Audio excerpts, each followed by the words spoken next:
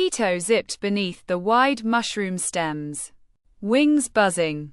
Leaf sling bouncing at his side. The mushroom market was already alive with noise, color, and movement. Beetles hauled spice sacks. Centipedes polished fruit stones. And snails sang sticky ballads in deep alto tones. For most bugs, it was a place to gather and barter. For Kito, it was home. The market was hidden in the damp under canopy of a lush Kenyan forest, where dew pooled like lakes and roots stretched like highways. Here, each toadstool was a shop, each fallen petal a path. And Kito, a bright red ladybug with wide eyes and fast wings, was the market's best messenger. He darted between stalls, dropping off pollen pouches, leaf-folded letters, and tiny spice bundles with practiced ease. "Delivery from Petal Spice," he called, landing beside a beetle vendor dusted in cinnamon powder. He handed over a curled clover note and zipped off before she could respond. Speed was Kito's way. His sling was always full. His routes were always memorized. He weaved through drooping moss strands, skimmed over puddles, and dipped under mushroom caps with precision. Kito didn't just run deliveries. He kept the market stitched together. He paused near the coral fungus grove, a quieter patch of the market. Here, old insects sat telling stories, their shells grayed and softened by age. Kito caught snippets as he drank from a dew droplet. Tales of old floods, of the market nearly drowning once, years ago. He didn't like those stories. Floods were rare. Still, when the wind shifted and the light dimmed unnaturally fast, Kito's antennae twitched. The forest above was breathing differently, heavier, colder. He darted upward past shelf fungi and spiral lichen until he could peek beyond the leaf roof. Storm clouds thick, low, and rumbling. The air tasted metallic. Rain was coming. Not a drizzle. A storm. Kito's stomach dropped. He spiraled down, wings buzzing harder than ever. "Rain," he shouted.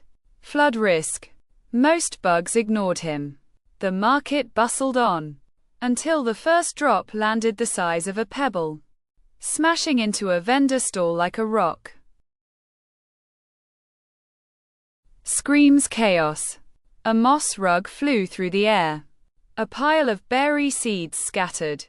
Kito shot into action. "Everyone, climb high. Mushroom stalks. Get off the floor."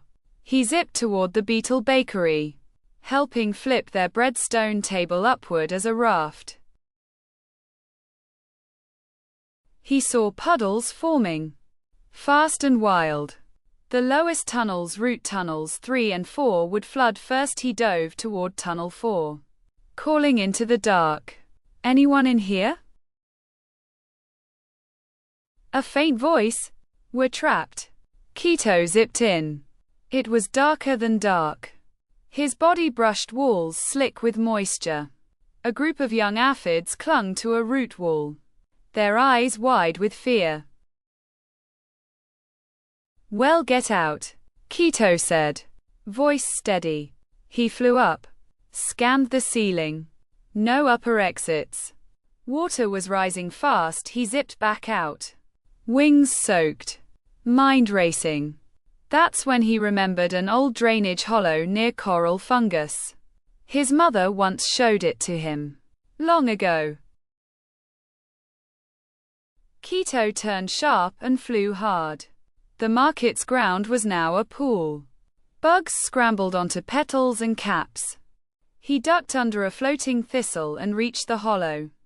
It was blocked with webbing and silt. He didn't hesitate. He rammed it. Once. Twice. The third hit cracked through the blockage. A deep sucking sound filled the tunnel as water surged into the hollow. A moment later, the market water level dipped. He rushed back to Tunnel 4. The aphids were still clinging, but the water was retreating. "Come on," he urged. One by one, he guided them out swimming, flying, pulling with his tiny legs when needed. Back in the market, silence had fallen. Rain still poured above, but the worst had passed. Beetles looked up from their wrecked stalls. A slug perched on a cap, eyes blinking. And then someone whispered. It was Kito.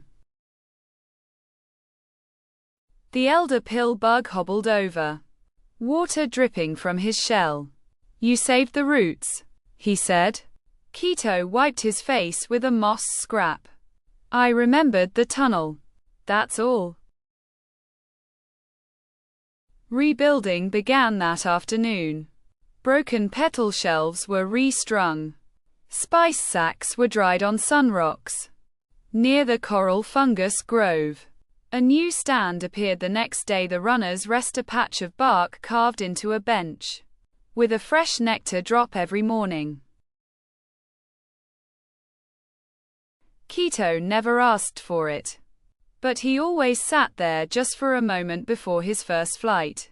And every time he zipped off into the market, tiny voices whispered, "There goes Kito, the one who flew through the flood." And the tunnel beneath the coral fungus, it stayed open, cleared, respected. No one blocked it again. It was the emergency path, and every new market bug learned its story. Kito kept flying. Deliveries never stopped. But now, when young aphids or old moths called for help, he was the first to go, not just because he was fast, but because he had been there, because he'd listened to the earth, and remembered. One day, he passed two young beetles practicing with sling pouches. "You think you can run like Kito?" One joked. The other grinned. "I'm gonna fly through the next flood." Kito chuckled and flew on. Because in the mushroom market, speed matters. But heart holds the roots together. And Kito, he flew with both.